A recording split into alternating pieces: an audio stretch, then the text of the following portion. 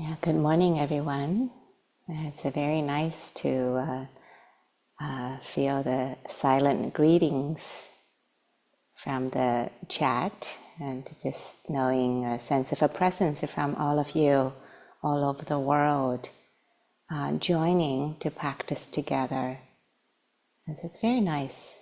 It's really nice. I feel quite a blessed morning for me to begin this way.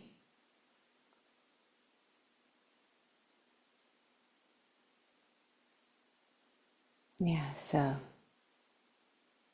hello everyone.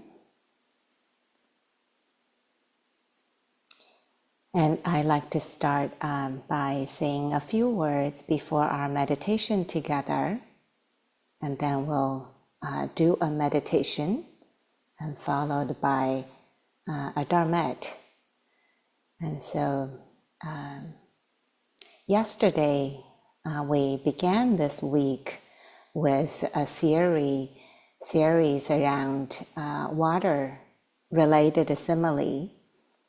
And we started yesterday in our meditation this idea of stepping into the flow of our lives. So stepping into the flow of our lives. Sometimes this phrase is used to describe kind of one's life flowing like water. And then today, I'm going to expand a little more in our meditation. And this is the sense of now we're stepping into the flow of our life. And we're also learning to stay in the flow, staying with the ups and downs of our lives. And is an important cultivation. Now we'll see why when we get to the Dharmette as well. And so this is a sense of we began by stepping into the flow, and then we're staying with. And so that's the orientation that we'll be going with in this meditation together. So let's begin. So we'll do this meditation, and I'll offer some light guidance at the beginning, and then we'll just sit in silence together.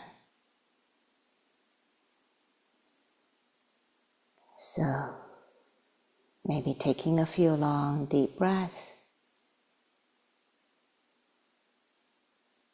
As you breathe in, imagining you're stepping into this life, the flow of this life. And as you breathe out, as if you're touching the floor of the river of life here and now. Maybe you feel the body settling down to the ground, arriving here and now.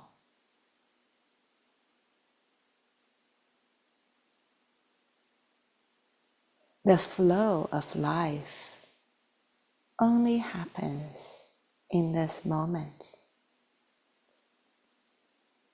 not the past or the future.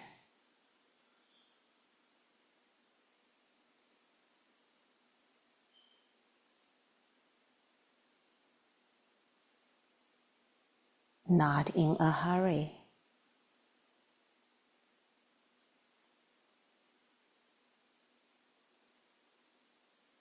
But steadying ourselves one step at a time,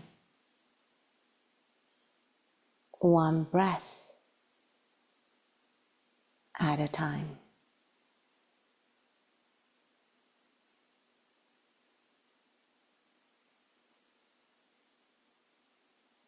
You feel present.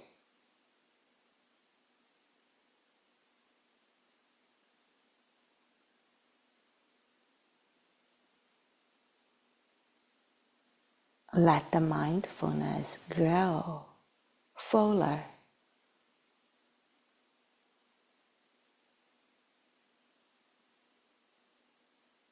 So it can receive the wide range of experiences that's happening in the flow of life.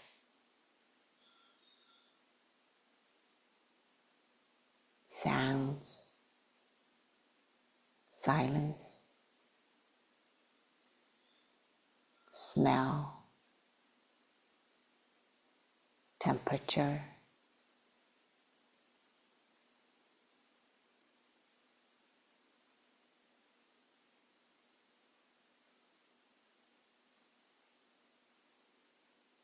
as you step into the flow of your life,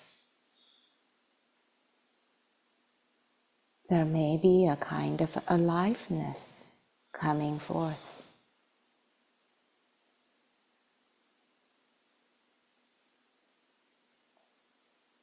Like you're touching life in an immediate, direct way.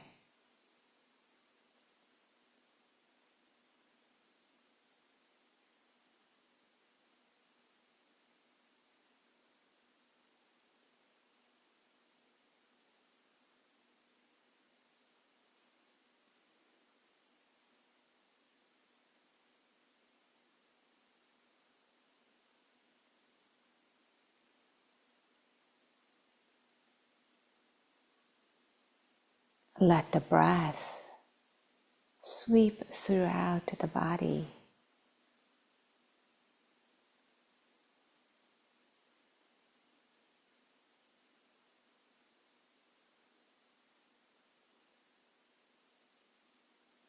Let the earthy parts of the body settle down, like the stones settle to the bottom of the lake.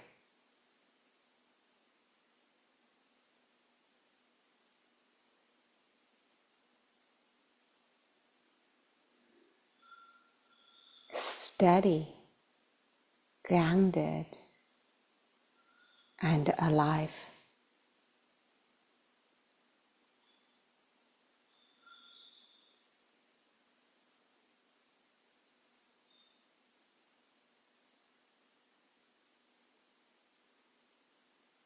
Let the mindfulness grow big,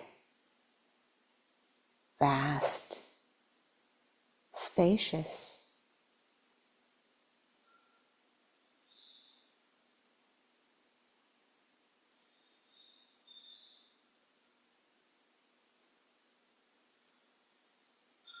Available to receive a wide range of alive phenomenon happening.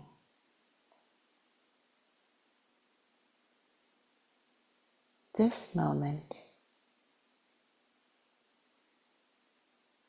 and this moment and this moment.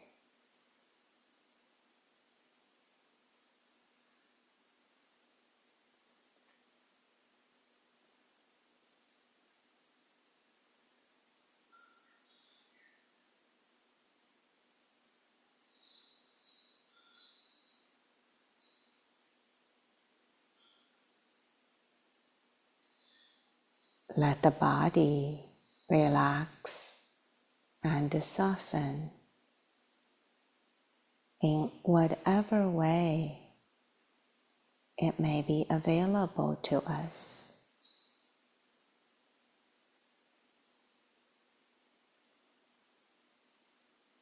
We are not demanding for it.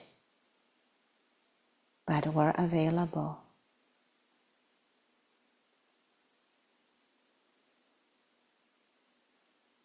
Let the heart be at ease to whatever degree that's available.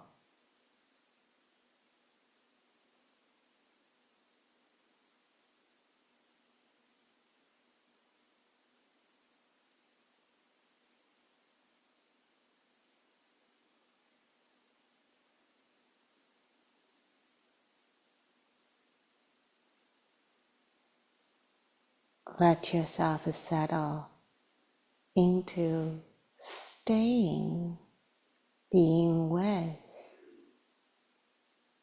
whatever may be present or absent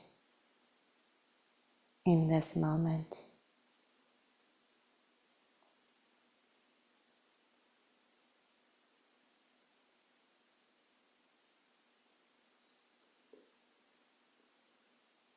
Sensations, thought bubbles,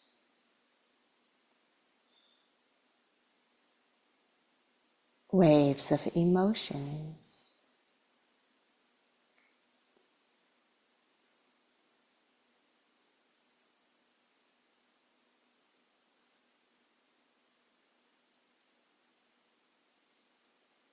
we are dropped inside the experience.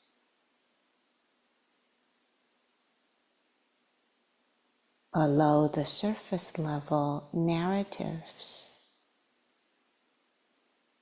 concepts, and ideas.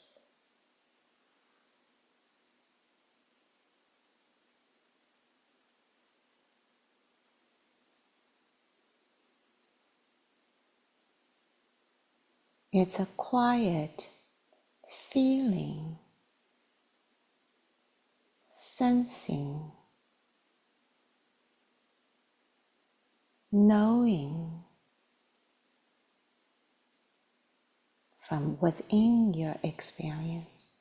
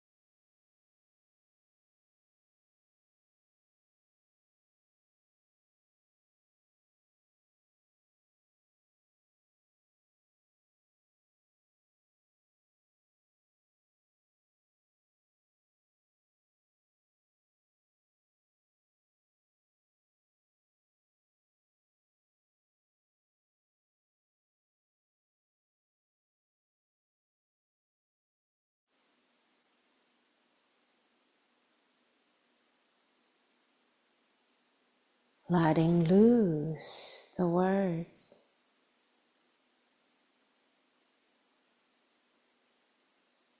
The quiet stillness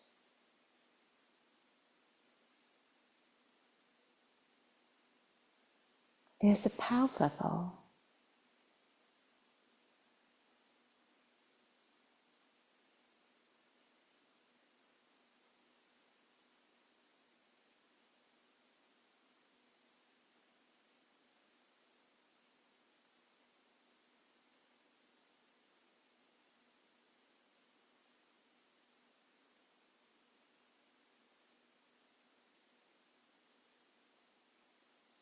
this being with our experience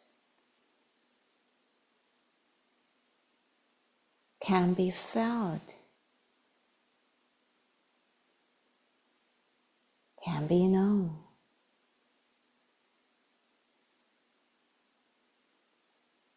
without words to justify itself.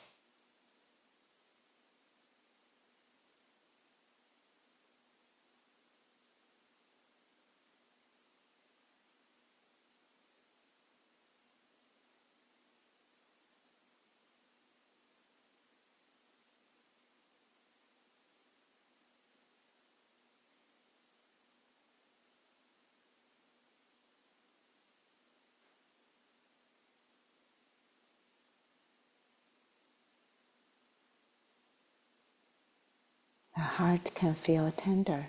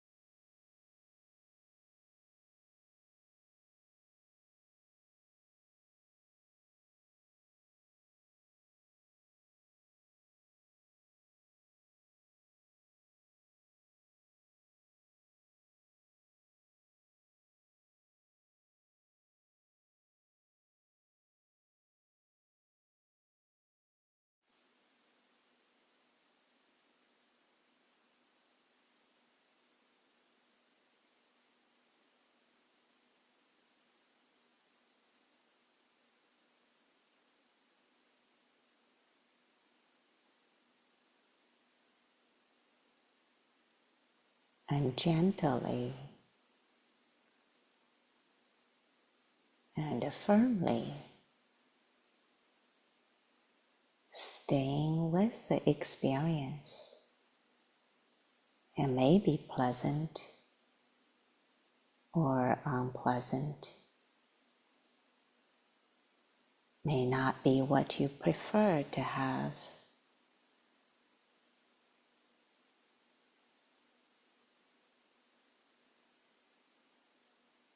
Staying in the felt sense of it,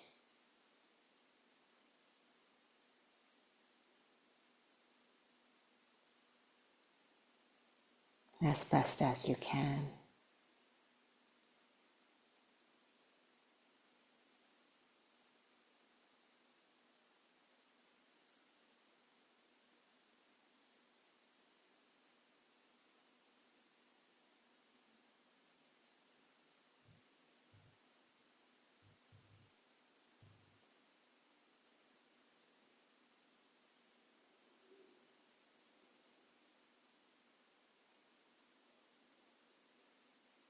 This being with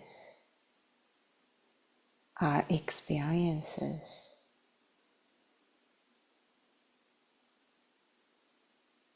has a wholesome qualities in itself.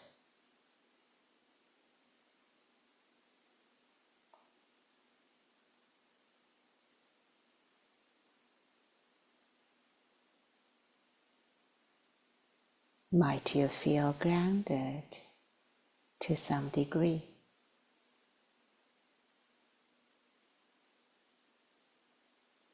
Or settled to some degree?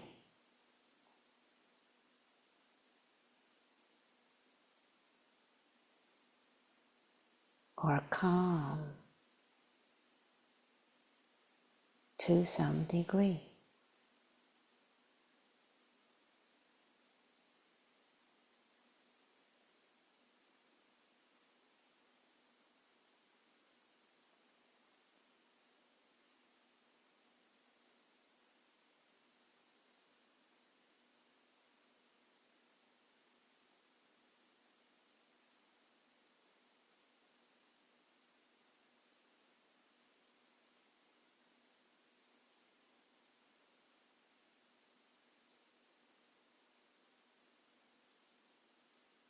This too is available.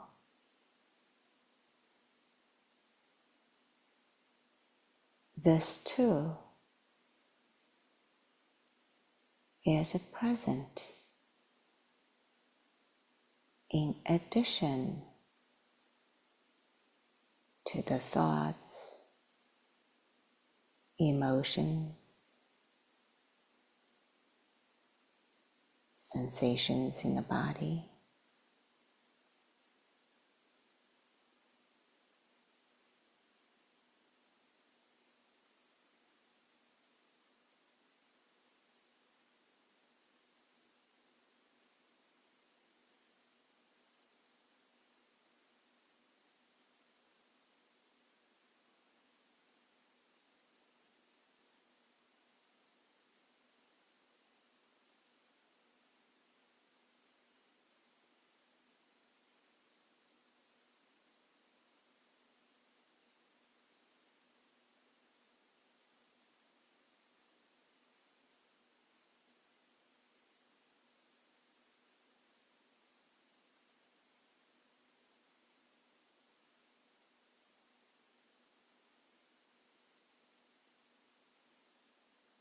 Soft, gentle,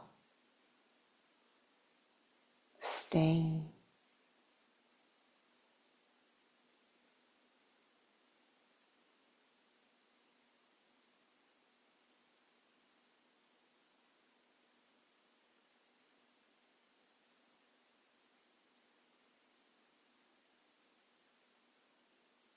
Resting in this capacity of being with whatever is flowing through.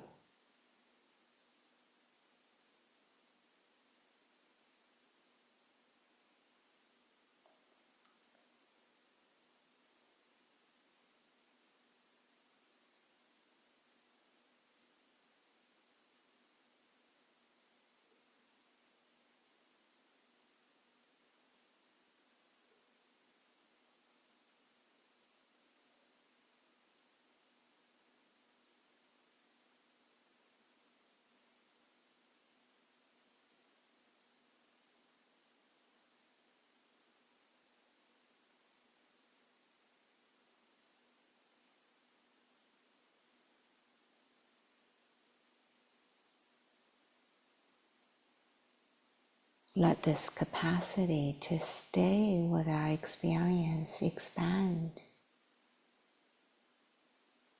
to be with our experience to expand,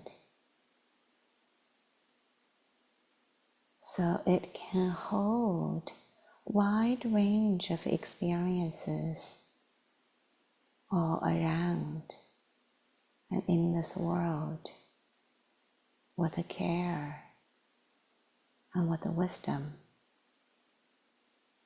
as best as we can.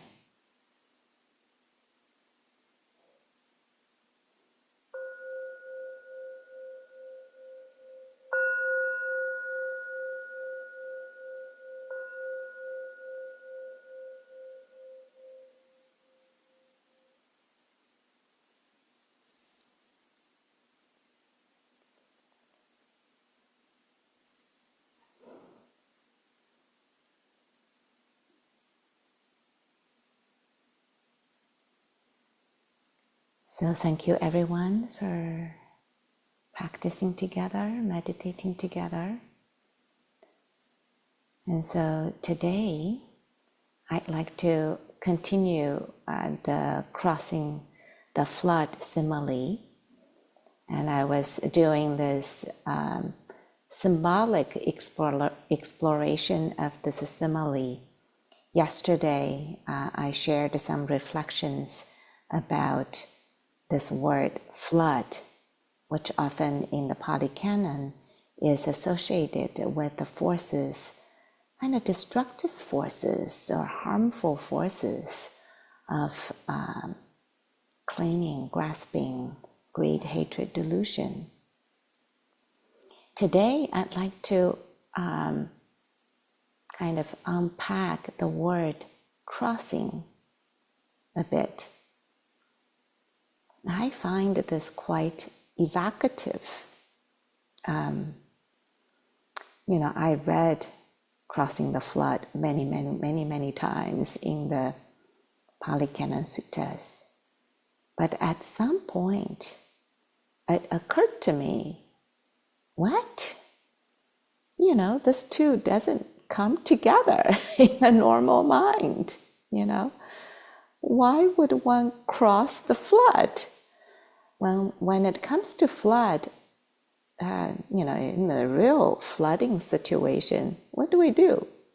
Our survival instinct would be we run away, right? And we get safe, protect ourselves. And so this notion of crossing the flood to the normal mind kind of makes no sense. It was interesting for me to reflect on this, and as I was noticing this, that often in the suttas, the Buddha would put two things together that don't always make sense in the normal mind. Why would he do that, right? And I thought maybe this is the richness of the symbols that is being pointed to. So as I was reflecting upon this a bit more, and kind of reflecting about this, a notion of crossing the flood of the forces within us that's harmful, greed, hatred, delusion, grasping. Maybe, just maybe, this is what I was hoping to evoke in you, that you can do this kind of reflection. What might this be pointing to? Maybe the Buddha is pointing to a kind of a capacity within us that is capable of overcoming the forces of greed, hatred, delusion, not by running away from it, or not by skipping over it, but by really meeting them in some way.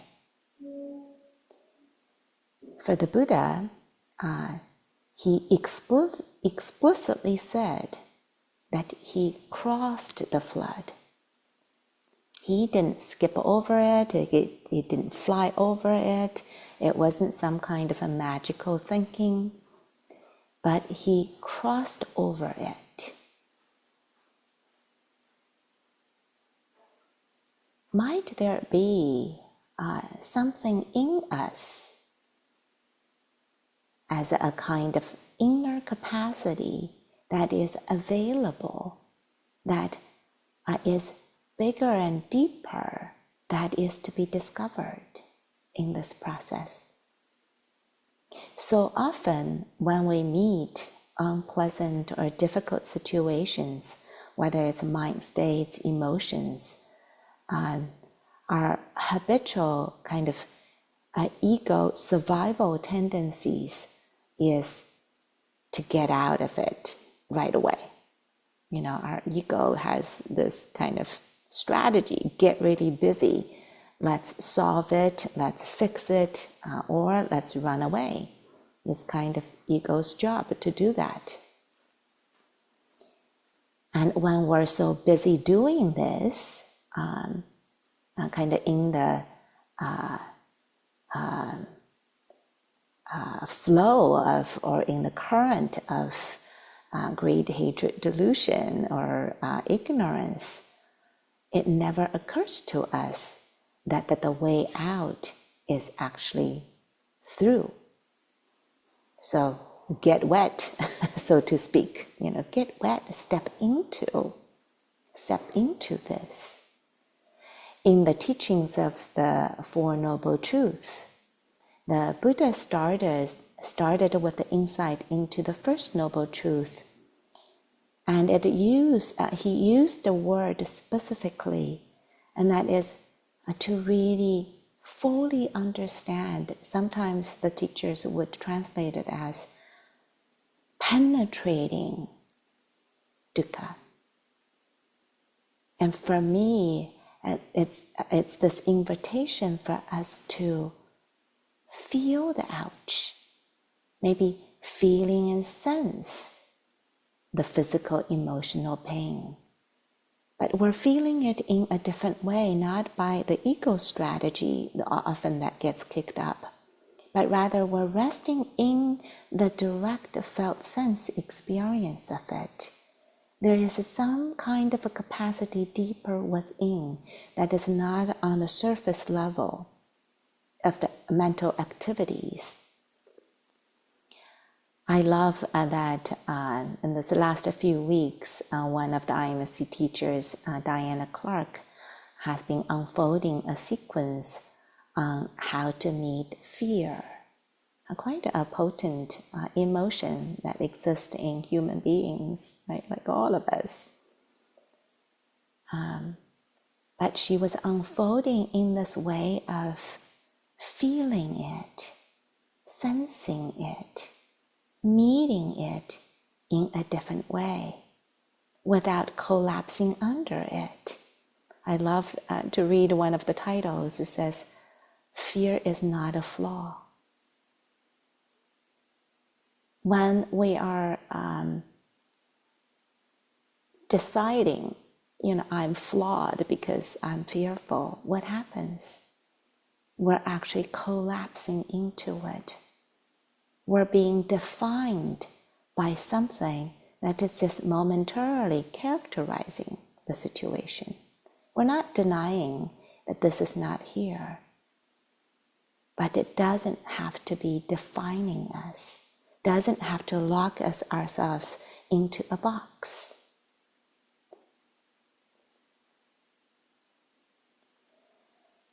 So this feeling, sensing the current, stepping into the water, stepping into the flow. Now, I don't mean that there is not a time for us to get out, to be safe. I think there are times to do that when it's really overwhelming, when it's really overpowering our capacity. Because this capacity that the Buddha is pointing to is to be cultivated little by little. So we're stepping into crossing the flood by doing this little by little, which is something that we'll be exploring in the next couple of days. But this crossing is pointing to, in addition to sometimes we keep ourselves safe, that we're also turning to some other possibilities that may be available to us, that may be within us. And so there are multiple effects of this word crossing. And so what are some of the effects? Crossing, we are cultivating this inner capacity that allow us to be present, to stay with a whole range of our experiences without being pushed around by our automatic reactivities. And so I like to read a quote from Dancing with Life, the book that I was reading from yesterday also. And I speak to this capacity to be with something, to stay with something.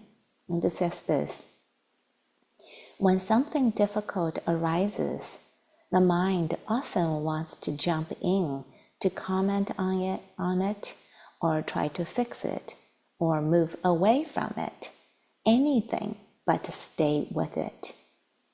This may seem like healthy self-protective behavior, but the truth is that if you can't be fully present with the difficult moments, chances are you won't be present with the best moments of your life either. In other words, when you work directly with your capacity for being with pain, you're also working directly with your capacity for being with the joy. Just pause for a moment. Can you feel the truth of that? When we're training our mind to skip over, to leap out of our present moment, in the difficult moment, it's true. Even in the pleasant moment, we leap out because it's like a monkey hands goes to grab the next thing. Our satisfaction, even for the pleasant things, could be very short-lived. So this learning to be with our experience, to be present, embodied, feeling and sensing it. In the meditation, I use the word, we drop inside of our experience. The insight practice is this sense of seeing from within, sight from within. But we have to drop underneath, inside of our experience, rather than hovering over our projections, our interpretations, and our automatic associations, what it means, if I'm fearful, now I'm flawed, and kind of like you borrowing Diana's word. No, that is, we're just trapping ourselves. So here, when we're dropping in, we are more curious about the phenomenon and the experience of fear as an alive phenomenon. We're asking ourselves, may I know this phenomenon of a fear more fully, more deeply? It has effects in our body, mind, and heart. So in this way, we are shifting and changing our relationship to our experiences, and that is not based on the energetic holding, collapsing, or tightening, but we're kind of opening to it. We're allowing it to inform us, to shed light. So through this being with our experience, we can begin to actually tease apart or separating this habit tendencies that's happening versus the experience themselves. So it's a very important process here, that we're stepping into the flow of our experience and we're staying with. And so for today, my invitation is that as you continue to live out these teachings in your day, so to speak, that maybe pause for the moment, for moments of your day, and notice, oh, can I meet this experience? Can I stay with this experience, whether or not it's pleasant or unpleasant? And then in the next days, and the Buddha gets a little more nuanced in terms of how do we stay here? How do we become present for this and not being swept away by the flood?